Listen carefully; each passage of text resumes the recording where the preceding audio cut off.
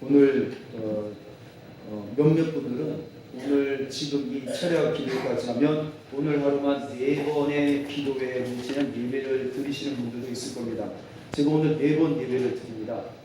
왜냐하면 오늘 철야 아침 새벽에 발인 예배, 우리 김갑수 본사님 장례식장에 발인 예배, 또 화장터에 가서 저희 화장 기도회 한번 하고, 또 우리 묘지에 용인에 가서 저희들이 학원 예배 드리고, 오늘 이제 4번째.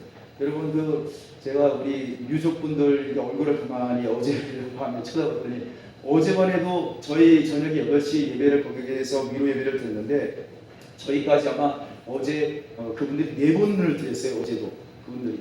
오늘은 그 유족들이 3번을 드렸고, 어제 4번째 우리 예배 드리면서 그분들 얼굴을 보아하니 이분들이 얼굴이 그냥 죽상이에요. 왜냐하면 하루에 4번을 기도해야 하고 찬송하고 얼마나 지겹겠습니까? 아마 그분들도 아무리 신앙생활하고 그랬어도 하루에 4번 예배 드린 적은 아마 일생에 처음이었을 거예요. 예. 하루에 4번 예배 드리는 곳이 어디 있느냐? 기도원에 가면요, 하루에 4번을 드립니다. 새벽 기도회, 11시 기도회, 11시 예배, 3시 예배, 저녁 8시 예배에서 저 오살리 금식 기도원이나 강남 금식 기도원에 가면 하루에 4번씩 예배를 드립니다. 이 육신으로 생각하면 너무너무 지겨워요. 찬송하지요, 기도하지요, 설교 듣지요, 또 기도하지요, 찬송하지요. 이게 4번을 반복한다 해보세요. 얼마나 지겨운지 몰라요. 그 육신의 사람은요, 육신의 즐거움을 좋아하고 육신의 기쁨을 더 소중하게 여기고, 나도 모르게 육신의 삶으로 살아가는 사람은 하루에 4번 예배 드리면요, 정말 속된 말로 미치기 시작하는 거예요. 그럼 그게 고문이에요. 그것처럼 고문이 없습니다. 근데 저는 이번에 하나님이 참 큰 은혜를, 김갑수 권사님 장례식 때 은혜를 주셨어요. 그래서 하나님이 김갑수 권사님 새벽에 돌아가셨습니다 연락을 받자마자, 이제 또 교회 장을 해주세요 부탁을 받자마자 하나님이 스토리를 쫙 주시는 거예요. 이번 3일장 동안 첫째 시간 첫날 저녁에는 어떤 메시지가 이야기식으로 순서 드라마 찍듯 쫙 말씀을 주시더라고요. 그래서 첫날 저녁에 가서 이야기했습니다. 하나님께서 오늘부터 첫날 1일장 그날 바로 돌아가신 그날 밤에 모여서 예배 드릴 때 선포를 했어요. 앞으로 3일장 동안 말씀을 주실 때 하나님께서 우리 권사님의 일생을 어떻게 지나왔는지, 하나님이 어떻게 그분을 통해서 역사하셨는지를 하나님께서 말씀을 통해 주실 겁니다. 그러면서 시작을 하는데, 그게 제가 깨달은 게 아니라 하나님이 쫙 보여주시더라고요. 권사님을 통해서 하나님이 일평생 93년을 어떻게 하나님의 놀라운 일들이 있었는지를 그냥 말씀을 준비하는데 쫙 보여주시는 거예요. 그래서 말씀을 준비하는데 기쁨이 있었습니다. 하루에 4번이고 5번이고 즐거운 거예요. 그래서 이번에 장례식 때 우리 권사님, 제가 사실 권사님 얼굴을 뵌 것이 손꼽아요. 5번도 안 돼요. 예. 그런데도 권사님 남의 다른 사람이 아니에요. 마치 내 어머니 같고 내 믿음의 선배 같고 나와 마치 한평생 같이 있었던 분처럼, 얼마나 그분의 일생을 난 잘 알지도 못하는데도 그분의 걸어온 삶을 믿음의 눈으로 보여주시는데, 말씀을 통해 보여주시고 기도하다가 보여주시고, 얼마나 은혜가 컸는지 모릅니다. 제가 3일장을 너무나 즐겁게 했어요. 그분들의 유족분들 이거 하루에 4번 5번 그냥 이 교회 저 교회에서 와가지고 말씀하고 찬송하고 지겹고 막 힘들고 잠도 못 자고 그러셔서 그렇게 힘드셨겠지만 저는 너무나 즐거웠습니다. 영적인 기쁨 막 주시는 거예요. 성령의 기쁨을 주시는 겁니다. 여러분, 하나님을 이렇게 피곤하고 지치고 아픈 몸을 끌고 와서 기도하는데, 하나님을 찾는데, 하나님을 4번을 찾고 5번을 하루에 찾으면 하나님이 어떻게 하실까요? 하나님이 어떤 은혜를 주시겠습니까? 하나님이 어떻게 강한 내버려 두시겠습니까? 여러분, 이것도 저희가 한번 제가 시도해 보려고, 우리 교회에서 지금 성경 통독회가 한 달에 한 번 하잖아요. 그래서 한 8시간 하죠. 한 달에 한 번 정도 하루에 4번 5번 예배 드리는 거 한번 교회에서 한번 해봐야 시도해볼 생각을 한번 하고 있습니다. 어떻게 생각하세요? 벌써 어제 그 유가족들의 얼굴이 막 떠오르네 지금. 여러분, 한번 놀라운 역사가 있습니다. 이게 성령의 생각과 육신의 생각의 차이예요. 육신의 사람은, 육신의 생각은 사망이에요. 육신을 즐거워하고 내 육신을 기쁘게 하는 것에 가치관과 습관이 되어 있으면요, 기도하는 것이 힘들고 이 예배 드리는 게 하루에 한 번이 뭐예요? 5번이 뭔가요? 하루에 한 번 드리는 것도 지겹죠. 성경 한 번, 매일 성경 한 장 읽는 것도 귀찮고 그런 삶이에요. 그런데 성령의 사람은요, 성령의 인도하심을 받고 성령님의 내 안에 계시는 사람은 하루에 7번 다윗이 시편을 고백하잖아요. 내가 7번 하나님을 찬송합니다. 그 7번이라는 것은 예배를 드린다는 거예요. 제사를 드린다는 거예요. 하루에 제사 한 번 드리려면 한 마리 소, 양 한 마리 태우려면 3시간은 좋게 걸립니다. 그 7번 해보세요. 하루 내내 걸린다는 거예요. 잠을 안 자고도 하나님을 하루 종일 예배하고 찬송해도 그게 부족하다는 거예요. 다윗은 그렇게 고백합니다. 여러분, 성령의 사람은요, 성령님이 임재하시고 성령님이 도와주시고, 여러분 성령께서 나와 함께 하시면 여러분 하루 종일 예배하고 하루 5번 기도해야 하고 5번 한번 저희도 해보려고 하는데 한번 해보세요. 놀라운 역사가 있습니다. 성령께서 기름 부으심이 있어요.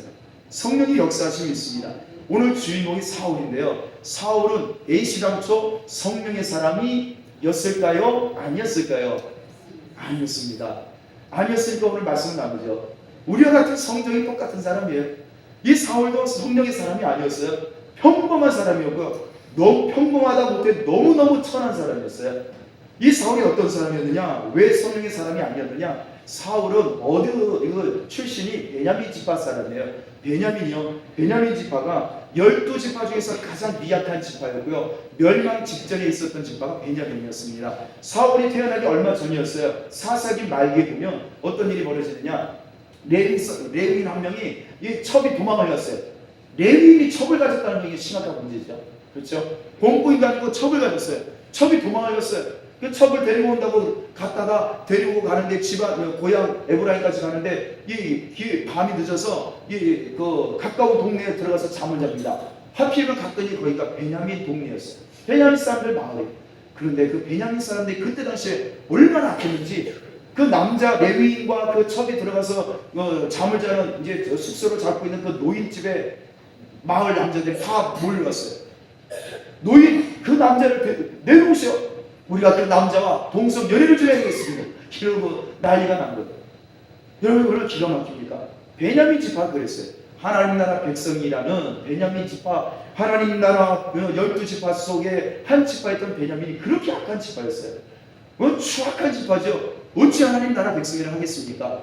겉으로는 할례를 받고 예배하고 하나님을 안나하지만 실제 성은 성령의 사람이 아니에요. 육신의 삶이에요. 육신의 삶. 생각과 행동과 모든 것이 그래요. 노인이요 안 된다고 말립니다. 제발 그러지 말라고 말려합니다. 그러면은 노인을 죽이고 그 사람을 우리가 끌어내겠어. 그랬더니 레위인이요 겁을 먹었어요. 너무 두려운 거예요. 그래서 자기 첩을 내줬어요. 어떻게 되냐? 첩이 아침에 보니까 완전히 싸늘한 시신이 돼서 죽었습니다. 죽었어요. 베냐민 사람들이 살인죄를 저지른 거예요. 그래서 레위인이 전 지파 11개 지파에 이야기를 했어요. 이렇게 악한 사람들이 우리 하나님 나라 백성이니 어떻게 하면 좋겠습니까? 그랬더니 11개 지파가 40만 명의 남자들이 일시에 모여서 저 베냐민 지파 혼쭐 내겠다고 그 악한 자들 내놓으라고 베냐민 지파에 전쟁을 선포합니다.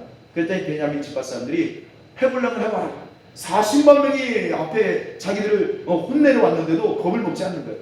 얼마나 악하면요 자기들의 죄를 지적을 해도 회개를 안 해요. 여러분 이것이 사사기 말기 시대예요. 자기 소견에 옳은 대로 하는 신앙생활, 자기 하고 싶은 대로 하는 신앙생활. 여러분 그건 신앙생활이 아니에요. 육신의 삶이에요. 육신의 신앙생활이에요. 그런 사람들이 신약시대 예수님 시대에도 있었죠. 그 사람들이 바리새인이었어요. 사두개인 율법서였어요. 성경을 아무리 많이 알고 하나님 말씀을 알아도 기도를 많이 해도 하나님은 그들을 향해서 너희는 독사의 자식들이다. 너희는 마귀의 자녀들이다. 그들은 하나님의 사람들이 아니에요. 성령의 사람이 아닙니다. 육신의 사람이라는 거예요. 육신의 신앙생활. 여러분 우리가 이것을 항상 분별하셔야 돼요. 육신의 신앙생활이 있습니다. 신앙생활이 다 똑같은 게 아니에요. 육신의 신앙생활이 있어요. 성령의 신앙생활이 있어요. 그래서 우리가 깨어서 기도하고 하라고 예수님 자꾸 촉구하시는 이유가 그겁니다. 우리가 육신의 신앙생활을 벗어나려면 방법이 없어요. 기도 외에는 방법이 없습니다. 근데 이게 기도하기가 싫잖아요. 기도하는 게 이게 귀찮잖아요. 하나님 뜻대로 내 마음을 굴복시키는 게 쉽지 않잖아요. 어렵잖아요. 그냥 포기해버려요. 지난주에 오후 예배 설교 기도를 기억하십니까? 수도원과 시장이라는 주제로 이 수도원의 그 기도 영성이 얼마나 힘든 것이냐. 그 기도라는 것은 고독하다. 기도라는 것은 외롭다. 기도라는 것은 너무나 처절하게 혼자 있어야 되는 너무나 어둠 속이다. 그래서 기도라는 것은 너무나 괴롭고 고통스럽다. 제가 그 말씀을 드렸더니 한 분이요 그 이후에 그 말씀을 듣고 정말 그렇습니까? 기도가 그렇게 막 은혜가 쏟아지고 막 하나님 응답을 주시고 그런 것이 아니라 기도가 그렇게 어둡고 슬프고 힘들고 괴롭고 외롭고 고독스럽다면 그 기도가 그런 줄 몰랐습니다. 그렇게 저에게 고백하시는 분이 계셨어요. 여러분, 기도는요 그런 거예요. 기도가 쉬운 거 아닙니다. 기도는요 즐거운 게 아니에요. 사실은요, 기도라는 것은요, 기도의 영성이라는 것은요, 기도하면 응답을 막 내려오고 불이 떨어지고 그게 아니에요. 기도라는 것은 철저하게 예수님이 겟세마네 동산에서 하셨던 그 기도처럼 외롭고 처절한 기도예요. 자기를 죽이는 기도예요. 여러분, 자기가 땀방울이 핏방울이 쏟아지는 왜 기도하겠습니까? 기쁘고 즐거우면 그럴 이유가 뭐 있어요? 쉽게 기도하죠. 기도는 쉽지 않아요. 기도는 어둠 속으로 들어가는 거예요. 빛으로 들어가는 게 아니에요. 하나님을 만나는 것은 그 어둠 속에서 만난다는 거예요. 기도라는 것은요, 여러분, 이처럼 기도라는 것은요, 나를 죽이는 그 고통 속에 들어가야만 진정한 하나님을 만나는 영성에 들어가는 기도가 되는 거예요. 그 이걸 포기하시잖아요. 그 자리에 안 가시려고 하잖아요. 그 고독을 만나기 싫어하시잖아요. 외로운 거 싫잖아요. 그 오늘 밤에 제가 지켜볼 거예요. 누가 일찍 일어나시나. 기도는요, 고독하게 기도하셔요. 아유, 기도하니까 뭐 응답도 없고, 아유, 귀찮고, 그냥 엉덩이로 빨리 일어나고 싶고, 빨리 평안한 따뜻한 집에 누우시고, 눕고 싶고. 여러분, 그게 기도예요. 그런데 그거를 이겨내셔야 돼요. 그 고독을 이겨내셔야 돼요. 그 외로움과 처절함을, 그 적막함을 이겨내셔야 돼요.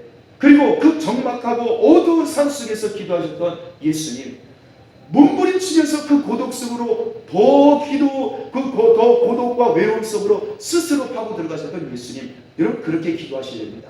오늘 밤 그렇게 기도하셔야 돼요. 기도는 그것입니다. 기도는 그런 외롭고 고독스러운 거예요. 고통스러운 거예요. 여러분이 베냐민 사람들이요, 육신의 신앙생활을 해요. 자기 속에는 오는 대로 하나님의 음성을 안 기다리면요, 자기 마음대로 하는 거예요. 하나님의 음성을 기다리지 않아야 돼요. 하나님의 음성이 언제 들릴까요? 고독 속에서 들리는 거예요. 모세가 80일 동안, 80일 동안 그 시내산에서 왜 80일을 지냈습니까? 고독 속으로 들어간 거예요. 고독 속으로. 하나님의 응답을 안 주시니까 기다리다 보니 80일이 걸린 거예요. 하나님의 응답을 하루 만에 주시면 그냥 내려왔겠죠. 하루 만에 비 가지고 내려왔겠죠. 그런데 그러지 않았어요. 처절하게 응답을 안 하시는 거예요. 얼마나 고통스러우시겠어요. 그 모세가 얼마나 힘들었겠습니까? 얼마나 답답하고 얼마나 힘들면 빈손으로 내려갈 수는 없고, 기다리자니 응답은 없고, 얼마나 답답하면 금식을 하지 않습니까? 여러분, 금식이라는 것은요, 억지로 하는 게 아니에요. 40일 금식이요, 억지로 안 됩니다. 그건 절대로 못해요. 자연스럽게 될 때가 옵니다. 왜요? 밥이 안 넘어갈 때가. 아, 정말이요? 밥이 안 넘어가요. 그럴 분도 계시는데, 밥이 안 넘어갈 때가 있지 않습니까? 우리 살 때에 고민과 고통과 고난이 너무너무 심각하면 밥술이 안 들어가고 밥이 막 모래 씹는 것 같고 밥 먹는 게 귀찮고 밥 먹기 싫을 때가 있지 않으십니까? 없으시군요. 할렐루야. 그거 좋으신 거예요. 건강하셔서 더 땀 흘려서 기도하셔야 돼요. 그럴 때가 있어요. 너무너무 길어서 밥이 안 넘어갈 때가 있어요. 너무너무 힘들었어요. 괴로워서. 여러분, 그때의 금식이 진짜 금식이 되는 거예요. 금식은 강제로 못합니다. 제가 처음에 금식할 때 3일 금식 한번 한다고 3일 금식을 했다가 죽는 놈 줄 알았어요. 억지로 하려고 하니까 안 되는 거예요. 억지로 하려니까. 그런데 진정한 금식이라는 것은요, 금식기도라는 것은요, 정말 밥이 안 넘어가는 거예요. 예수님이 40일 금식 어떻게 승리하셨을까요? 모세가 40일 두 번을 어떻게 금식 승리했을까요? 억지로 안 돼요. 아니요, 밥 끊고 한번 성령 충만 받기 위해서 기도해보겠습니다. 안 돼. 제가 참 좋지 않은 예화 하나 들려드릴게요. 수원에 한국의 유명한 교회에 지금 부목사님으로 계세요. 교구가 거기가 한 교구를 맡고 계시는 한 교구가 1000명이에요. 한 교구가 1000명. 그 엄청 큰 교회예요, 되게. 거기에 지금 저랑 같이 사역하시다가 그쪽에 가 계신 지금 부목사님이신데, 이 부목사님이 전도사 시절 때 저하고 신학교 같이 다녔는데 엘리트 코스. 법학 대학원까지 국립대 법학 졸업하고 법학 대학원 박사학위까지 하시고, 또 해군 장교로 하시고, 또 신학대학원 와서 전도사 되시고, 이분이 신학교 졸업하면서 하나님께 이런 기도했습니다. 서원을 아무렇게 하면 큰일 납니다. 저는 그걸 알고 있었기 때문에 절대 서원 함부로 안 합니다. 뭐라고 서원했느냐? 내가 이제 목사 할 수 없기 전에 40일 금식을 하겠습니다. 이거를 신학교 다닐 때 떠벌리고 다녔어요. 저는 옆에서 아이고 저걔 괜히 주소 담지도 못할 만한 미안하. 저는 알고 있었죠. 여러분 함부로 그런 서원하시면 안 돼요. 지키지 못할 거. 이분이요. 그런데 졸업을 했는데도 그걸 안 지키는 거예요. 안 지키는 거겠어요? 못 지키는 거지. 40일금식을 아무나 합니까? 절대로 자기 의지로 40일금식이 있습니다. 안 돼요. 이거는. 그런데 고난이 없으면 절대 못하는 거예요. 억지로 안 돼요. 자연스럽게 하루 금식이 나오고 밥이 안 넘어갈 정도로 고통스럽고 고독하고 외로워야 금식이 되고 그게 기도가 되는 거지. 그냥 아무런 일도 없는데 막 밥 잘 먹었는데 밥 잘 먹는 사람 보고 40일 금식해라. 되겠습니까? 이거 미친 짓이죠. 이거 고문이죠. 살인이지. 그런데요. 세월이 지나고 전도사가 되고 목사한테 바뀔 때가 됐는데도 금식을 안 하는 거예요. 저 양반 언제 하나 보고 있는데 금식할 때가 왔어. 무슨 사건이 터졌느냐? 부인이 둘째를 낳는데 둘째를 낳았어요. 둘째 낳으면서 뇌가 혈관이 터진 뇌근성. 나이가 35세였는데. 그래서 저 그것을 보고 같이 살았는데 그거 사건이 난 거예요. 그래서 제가 36때. 그래서 제가 그것 때문에라도 저희 아내가 그게 상관은 없는데 그 특별한 경우였는데도 불구하고 우리 아내 나는 나이 먹고 애 둘째 못 낳는다. 그것 때문에도 제가 항상 염두에 겁이 나더라고요. 그 겁먹으면 안 되는데. 그거 어떻게 해요? 그 중환자실로 들어갔어요. 침례병원에. 부산 침례병원에. 못 살리려고. 그렇게 되버린 거예요. 그거 어떻게 하겠습니까? 애는 둘이고 하나는 둘째는 갓난장이에요. 젖도 못 먹었어요. 엄마 젖도. 첫째는 지금 한 3살, 4살이고 장모님이 키우기 시작하는 거예요. 중환자실에서 일주일이 지났어요. 그러자 이 전도사가 어떻게 했어요? 밥이 넘어가겠습니까? 그래서 기도를 하더니 그때 금식을 시작하신 거예요. 그러니 금식이 얼마나 쉬웠겠어요? 아니 아내가 지금 죽어가고 있죠. 생대 같은 애들이 둘이 남아있죠. 왜 밥이 넘어가겠어요? 사역이 있겠습니까? 사역을 할 정신이 되겠습니까? 인생에 낙이 없잖아요. 인생이 낙이 뿐이겠어요. 자기도 죽고 싶죠. 아내가 저렇게 됐는데. 그것도 사실 그 아내가 그렇게 된 것도 전도사님이 뭐라고 했냐. 계속 둘째 못 낳는다고 하는데도 둘째 낳아야 돼. 자꾸 낳으라고 전도사님이 시킨 거예요. 하나님의 자녀가 너 종이 둘째 낳아야지. 셋째까지 낳아야지 마. 그러니까 본인이 그 책임감에 너무나 시달립니다. 밥이 넘어가겠습니다. 자기 때문에 아내가 목회자 사모한다고 이렇게 자기 때문에 끌려나고 자기 때문에 이렇게 죽어가는데 그러니 자연스럽게 밥이 안 넘어가는 거예요. 그래서 40일 금식을 거뜬하게 했어야죠. 좀 수고하겠습니다. 여러분 금식 기도라는 것은요. 기도라는 것도 마찬가지예요. 금식도 마찬가지예요. 억지로 하면요. 힘들어요. 억지로는 하지 마세요. 금식할 때가 오더라고요. 그때 그때 금식하세요. 밥이 안 넘어갈 때가 있어요. 밥 먹고 싶지 않을 때가 분명히 있어요. 그때 금식하세요. 그래서 저는요 금식 안 해요. 제가 20대 때 한참 제가 아까도 우리 점심을 맛있게 우리 장례 우리 다녀오신 우리 교우들을 위해서 김희철 집사님 맛있는 걸 사주셨어요. 그러면서 먹는데 이 얘기 저기다가 저는 밥 양도 적고 저는 맛있는 거에 대한 별로 흥미가 없어요. 음식에 대한 흥미가 없어요. 그냥 뭐 라면부터 먹고 그냥 다 그냥 먹고 그냥 주먹만하게도 먹고 하루에 2끼 먹어도 별로 지치지도 않고 그래요. 가만히 왜 그런가 봤더니 제가 20대 때 금식 중독 걸려서 그랬어요. 제가 그때는 정말 금식이 최고였어요. 금식만 하면 억지로도 금식을 하면 성령의 은혜가 막 쏟아지는 거예요. 놀라운 기적들이 일어나는 거예요. 그걸 아니까 이 성령의 은사들이 나타나니까 그거 받을 요량으로라도 더 금식을 했어요. 근데 그게 건강한 금식이 아니에요. 성령 충만함 받아서 도대체 뭐 하려고요? 오늘 이야기가 나오겠지만 주제가 핵심이 그건데 여러분 성령 충만, 성령의 은사, 성령의 불 받아서 뭐 하시랍니까? 내 자랑하고 나 이거 받았어. 내가 기도 많이 했더니 내가 기도해서 받은 거야. 그거 하시려고 금식하고 그거 하시려고 성령 받으시려니까? 아니에요. 건강한 기도가 아니에요. 한국교회가 이 지경 이 모양이 된 것이 여러분 그것 때문이에요. 사울도 쓰러진 이유가 그것 때문이에요. 사울이 성령 충만 받았다가 버림받잖아요. 자살했어요. 하나님의 영이 떠났어요. 성령님이 떠나셨다니까요. 왜 그랬습니까? 성령의 충만함을 오해한 거예요. 저도 20대 중반에 금식 중독 걸린 이유가 그냥 막 이 사울처럼 막 내 자랑하는 거예요. 내 자랑. 내가 금식하고 막 일주일에 막 하루 이틀씩 금식을 하고 저는 그렇게 다녔거든요. 신학교를. 그랬더니 막 기적이 막 많이 나타났어요. 죽은 자도 막 살아나고 중환자실에 있던 사람이 막 벌떡벌떡 일어나고 내가 기도했는 거예요. 내가. 그럴 요량이 막 능력이 나타나니까 그게 좋아가지고 취해가지고 더 금식을 다녔어요. 그러다 보니 제가 이제 밥맛을 잃어버린 거예요. 밥맛을. 배부른 맛을 잃어버렸어요. 그 전날에도 막 혈기왕성해서 배가 터지도록 먹고 저도 그랬거든요. 금식 중독 한 몇 년, 한 10여 년 가까이 딱 하고 나니까 그냥 입맛을 다 잃어버린 거예요. 그냥 살아요. 여러분, 이 금식이요. 금식도 마찬가지예요. 기도도 마찬가지예요. 그냥 여러분, 우리가 기도, 억지로 기도한다고 되는 게 아니에요. 기도할 때가 오는 거예요. 그리고 여러분, 금식도 마찬가지입니다. 그냥 어떤 다른 목적이 아니라 다른 이유나 내 의지도가 아니라 정말 기도하지 않으면 안 될, 금식하지 않으면 안 될 그때가 분명히 온다는 거죠.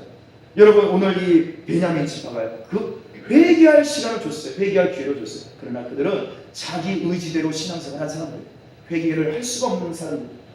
그러니 하나님의 말씀도 귀담아 듣지도 않고 자기 뜻대로 신앙생활하고 자기 인간의 의지로, 육신의 의지로 신앙생활하고 그렇게 사니 그 하나님 말씀에 들어오겠습니까? 11개 지파가 너 잘못했다. 너 이거 하나님 뜻이 아니다. 어떻게 살인죄를 저지르고도 내버려두냐? 빨리 그 사람들 내놔라. 그 죄에 대해서 회개하고 우리 빨리 심판하자. 너 듣지 않네. 여러분, 도덕성이 마비가 되고 정신이 마비되고 영적인 마비가 온 거죠. 왜 전쟁이 났어요? 누가 이기겠습니까? 베냐민 당연히 지죠. 쫄딱 하고 2만 명의 남자들 다 죽고 몇 명만 살아남았냐? 400명만 살아남은 거예요. 400명만. 그러니 12개 지파 중에서 하나님 나라가 한 지파가 완전히 절단났죠. 그 중에 가장 작은 그 베냐민 지파 중에 몇십 년 후에 태어난 사람이 이 사울이에요. 그런데 하나님이요, 이 백성들에게 왕을 세우시는데 누굴 왕으로 세우시느냐? 그 베냐민 지파의 가장 악랄하고 가장 신앙도 없고 가장 연약한 망하기 일부 직전에 있던 베냐민 지파 중에 한 사람이었던 그 사울을 하나님이 선택하십니다. 사무엘아, 올리브유를 기름 부어서 머리에 부어서 안수를 하고 그를 왕으로 세워라. 왕으로 세우십니다. 여러분, 그러면서 이 사무엘 선지자가 이야기하죠. 사울아, 하나님이 너를 이 나라, 이 백성들의, 이 민족의 이 기업의 지도자로, 인도자로 너를 세우셨다라고 1절에 말씀하고 있습니다. 여러분, 여기에 모든 해답이, 우리 신앙 해답이 여기 있습니다. 오늘 우리가 기도해야 될 목적도 이 1절에 다 나와 있어요. 무엇이냐? 하나님이 그를 왕으로 기름 부으셨던 이유가 뭐라고요? 기업의, 하나님 나라 기업의 인도자로, 지도자로 세우셨다는 거예요. 기업이 뭔가요? 하나님 나라를 말하는 거예요. 기업은 하나님 나라를 말하는 거죠. 하나님 나라에는 무엇이 있습니까? 하나님이 계시고요, 백성이 있어요. 그러면 하나님 나라의 지도자로 세우시고 인도자로 세우셨다는 것은 누구를 맡기셨다는 것인가요? 백성들을 맡기셨다는 거예요. 그래서 그에게 기름 부어 왕을 세우고 그들을 지도하고 하나님의 백성들을 맡아서 잘 지도하고 양육하라고 성령의 기름 부음을 부어주신 겁니다. 성령 충만, 그 목적은 자기 유익이 아니에요. 자기 자랑이 아니에요. 자기 과시가 아니에요. 자기의 신앙적인 영적인 우월감이 아니에요. 전적으로 100% 이웃을 위한, 백성을 살리고 생명을 주고 돌보라고 주신 것이 성령님이십니다. 성령님은 그 일밖에 안 해요. 이웃을 어떻게 사랑하게 하느냐, 이것만이 성령님의 유일한 목적이시고 뜻인 거예요. 사울에게 하나님께서 기름 부으시고 사무엘 통해서 기름을 부으시자 약속대로 성령이 임하십니다. 하나님의 영이 충만하게 임하세요. 그 전까지는 가장 악한 백성이요, 가장 불순종한 자손 베냐민 지파의 악랄했던, 자기 육신의 신앙생활했던, 육의 생각대로 신앙생활했던 그랬던 베냐민 지파의 그 사울의 청년에게 하나님의 영이 임하십니다. 그러자 그때부터 어떻게 변화가 되었습니까? 정신이 바뀌었어요. 오늘 본문에 보니까 정신이 바뀌었다고 했어요. 생각이 바뀌었어요. 어떻게 바뀌었을까요? 육신의 신앙생활, 자기 유익을 위한 신앙생활, 자기 우월감을 위한 신앙생활에서 이웃이 보이고 백성이 보이기 시작합니다. 하나님 나라가 보이기 시작합니다. 하나님께서 맡기신 영혼들이 보이기 시작하는 거예요. 여러분, 이것이요 성령의 임재하심의 증거입니다. 성령 충만받은 사람은요, 누가 보이느냐? 내가 안 보여요. 성령 충만한 사람은요, 남이 보이기 시작하는 거예요. 교회 형제 자매들이 더 많이 생각이 되는 거예요. 여러분, 제가 이번 주간에요, 초에 월요일에 메모를 제가 써놨는데 뭐라고 써놨느냐? 제가 하나 읽어드릴게요. 제가 항상 메모를 핸드폰으로 간직을 하면서 기록을 하는데 그게 아마 월요일로 기억하고 있습니다. 월요일날 새벽기도 하면서 제가 뭐라고 기도했느냐? 1월이면요. 1월 30일 토요일이죠. 그러면 토요일 날 저녁에 제가 뭐라고 기도하면서 썼느냐, 성도들은 뭐하고 있을까? 그날 저녁에, 토요일 날 저녁에, 우리 성도들 뭐하고 있을까? 기도하다가 그 생각이 드는 거예요. 우리 성도들, 우리 집사님 좀 뭐하고 계실까? 그 생각이 드는 거예요. 여러분, 그 놀랍지 않은가? 아니, 나는 그 사랑이가 집에서 지금 아빠 빨리 와 빨리 와 놀아줘 그러고 저도 밥도 좀 먹어야 될 시간이 그런데 그 토요일 저녁에 아니 그 여기 앉아가지고 기도하는데 우리 성도들은 뭐하고 있을까? 제 사랑이 생각이 안 나고 아내 생각이 안 나고 우리 성령님을 뭐하고 계실까? 한 분 한 분이 막 떠오르는 거예요. 여러분, 이거는 성령의 체험이에요. 이게 성령의 체험입니다. 이게 제 육신의 신앙생활을 드리겠습니까? 성령님이 임하시면요 그러한 생각이 정신이 바뀌는 거예요. 내 유익 이기적이고 내 유익을 구하고 내가 어떻게 할까? 내가 이거 다음 주에 뭐 해야 되는데 다음 주에 이거 뭐 돈 나갈 게 이게 있고 뭐가 있고 골치 아파 저 사람 왜 이렇게 속을 썩여 그런 생각이 안 들고 남의 생각이 나는 거예요. 저분 지금 몸이 아프신데 추위에 떨지 않으실까? 이런 생각이 든다니까요. 여러분, 이것이 성령의 임하심이에요. 성령 충만함을 우리는요 너무 오해하고 있죠. 성령의 은사 한번 볼까요? 지혜와 지식의 말씀의 은사, 능력 행함의 은사, 병고침의 은사, 믿음의 은사, 또 영분별의 은사, 예언, 방언, 통역, 사랑의 은사. 이거 잘 보세요. 10가지 은사 잘 보세요. 이거 왜 이 은사들을 주실까요? 성령님이 나를 위해서 주실까요? 아니, 병고침의 은사, 여러분 내 주위에 아픈 사람을 치료해 주라고 성령께서 주시는 거예요. 능력 행함의 은사, 내 주위에 지금 사방팔방이 막혀가지고 고난 중에 있는 우리 형제 자매들 이웃들 그들 위해서 기도해 주라고, 안수기도 해주고 그들 위해서 함께 기도해 주라고 성령의 은사를 주시는 거예요. 여러분, 성령의 은사를 보세요. 성령의 열매 보세요. 사랑과 희락과 평과 오래 참음 자비 양선 충성 온유 절제. 이거 내 자랑하라고 주시는 건가요? 아니에요. 형제 자매들 때문에 주시는 거예요. 그들에게 나눠주라는 거예요. 우리 이웃들에게 나눠주라는 거예요. 여러분, 사울이 성령 충만해지자, 성령님이 임하시자 정신이 바뀌었어요. 과거에 베냐민 그 조상들처럼 아빠처럼 자기 아버지처럼 자기의 육신의 소견에 원하는 대로 신앙생활하던 그들이, 그 정신을 이어받았던 그들이, 그 사울이 이제는 하나님의 영이 임하시자 백성들이 눈에 보이기 시작해요. 백성들이 눈에 밟히는 거예요. 정말 그렇게 밟힙니다. 11장에 보면 어떤 사건이 벌어지느냐, 11장에 이 사울왕이 왕이 되었음에도 불구하고 소를 끌고 막 농사일을 하는데 백성들이 아우성이 났어요. 막 통곡하기 시작합니다. 블레셋이 군대를 끌고 쳐들어왔어요. 백성들이 죽어가고 막 끌려갑니다. 빼앗기고 있어요. 이 소리를 듣자 그때 뭐라고 하느냐, 어떤 장면이 일어났냐, 갑자기 사울이 그 이야기를 듣자마자 하나님의 영이 충만하게 임하시자 갑자기 분노가 일어나기 시작해요. 분노.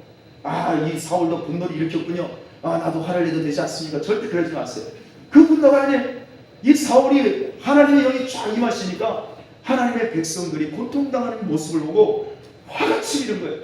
감히 하나님이 나에게 맡기신 저 영혼들, 하나님의 백성들 누가 감히 건드려?